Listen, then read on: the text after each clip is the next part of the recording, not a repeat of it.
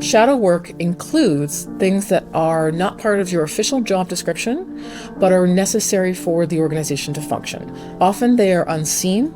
They may not necessarily be paid, but you feel that it is required of you. It definitely is one of those things where it's a catch-22 of feeling like if I don't do this work, whether it's paid or unpaid, then no one else will do that work.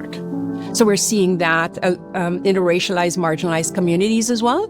They're working like extra hard to prove themselves that they could get hired into permanent position. So, I mean, I would say that will qualify as shadow work because we benefit from their diligence. It definitely makes the employer look better. I know everyone's jumping on the train right now with diversity, equity, and inclusion, which is great. It obviously needs to be brought to light, but it's also us doing the work, the women of the organization or the people of color. And I feel like it falls on our shoulders because we're the ones who live it.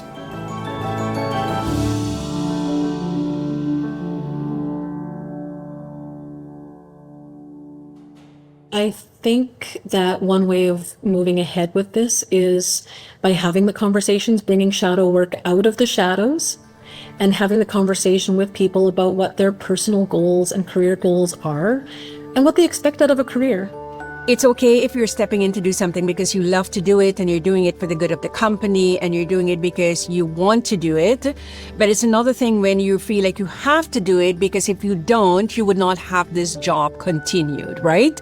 You expect people from marginalized communities to come to do these volunteer positions to help your organization look great because, oh, wow, look at this diverse person teaching kids about the trades, but you're not paying us for our time. If we don't talk about shadow work, then no one's going to know that it exists. That's another thing about advocating is you often have to bring up the difficult subjects that people don't want to talk about.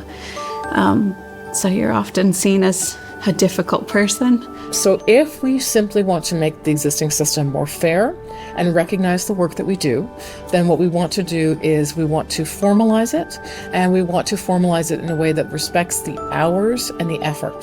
Now, if someone said it just doesn't exist, well, that's how you know it's in the shadows.